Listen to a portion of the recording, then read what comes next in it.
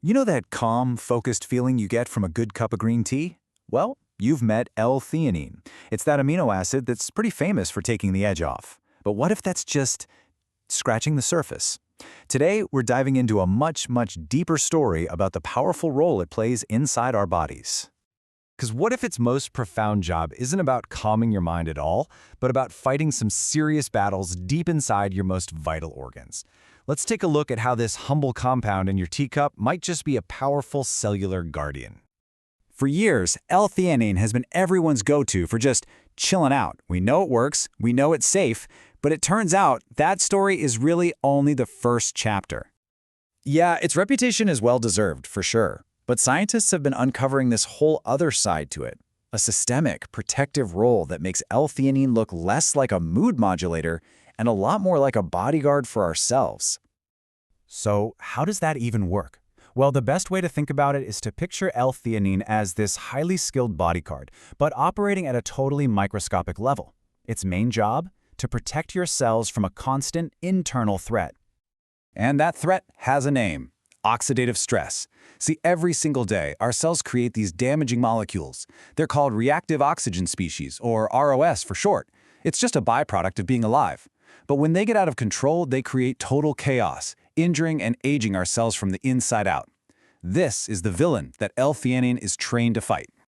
And it has this brilliant two-pronged attack. First, it doesn't just act as an antioxidant itself, it actually boosts our body's own internal antioxidant army, making it way more effective at taking out threats. And second, it goes after this critical pathway that's basically the master switch for inflammation in the body. L-theanine helps flip that switch to off, putting out that inflammatory fire before it even has a chance to spread. Now, the way it pulls off that antioxidant boost is just fascinating. L-theanine activates this protein called NRF2. You can think of NRF2 as the general of your cell's defense army. By flipping it on, L-theanine is basically telling the cell, hey, build up your defenses, get ready for a fight. It's a proactive strategy, not just a reactive one. So, with all these protective powers, where does L-theanine actually go to work? Well, the research points to some of our most critical, hard-working organs. Let's take a quick tour. First stop is the liver. This is our body's main detox center, and believe me, it is under constant assault from pretty much everything we eat, drink, and breathe. Now, in these early studies, L-theanine showed this amazing ability to protect the liver. It helped shield it from damage from another T compound, EGCG, when given in super high doses. It even helped reduce the fat droplets caused by alcohol, and it protected liver tissue from a really nasty kind of damage called ischemia-reperfusion injury. That's what happens when blood flow gets cut off and then rushes back in. And here is the absolute key. The thing researchers kept noticing over and over. The magic really happens when L-theanine is given before the damage occurs. This tells us it works best as a preventative. It's like raising your shield before the attack comes, giving it time to fire up those defense pathways. This whole protective shield effect also seems to extend to our cardiovascular system. You know, the heart and that massive network of blood vessels keeping us going. So just like in the liver, it helps protect the heart from that same ischemia-reperfusion injury. But it does more. It uses its famous calming effect to help lower blood pressure spikes that come from stress. And get this is incredible. In some models, it actually promoted angiogenesis. That's the growth of new blood vessels, which is so important for healing after an injury. All right, the final organ on our little protective tour is the kidneys.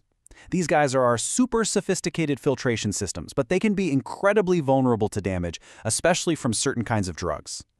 And this is where the research gets really exciting. In animal models, L-theanine showed a powerful ability to protect the kidneys from damage caused by some heavy-duty chemotherapy drugs like cisplatin and doxorubicin.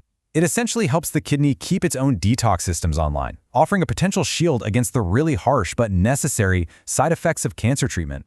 Now, right when you think you've got L-theanine all figured out, okay, it's a cellular protector, it's an antioxidant booster, the research just throws us a complete curveball, and it has to do with our metabolism.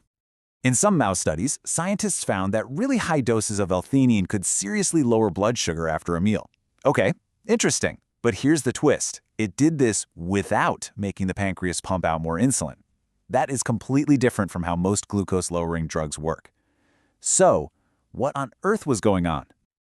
Well, the proposed mechanism is kind of strange, but also pretty elegant, and it all goes down in the kidneys. So let's walk through it. 1. A massive dose of L-theanine basically floods the kidneys, and all the molecules start competing for a ride on the transporters. 2. This competition actually lowers the amount of available sodium right there in that local area. Now 3. The special transporters that pull sugar back into the blood, they're called SGLTs, they need sodium to do their job. So 4. With less sodium around, they just can't work as well. And the result? 5. Glucose can't get reabsorbed back into the blood, and it just gets flushed right out of the body in your urine. Wild, right? Okay, a cellular bodyguard that protects our organs and a metabolic regulator that messes with blood sugar in a totally unique way. I mean, it sounds almost too good to be true. And that brings us, of course, to the most important question of all. Because as compelling as all this data is, we have to talk about the context. There is one giant catch that separates what we're seeing in the lab from what we can actually say about real life. And this table right here, it just lays it all out perfectly. Look at the organ systems. Liver, heart, kidneys. The studies? Almost all in animal injury models. The status in humans? Untested. Now look at that metabolic effect with glucose. Again, animal models.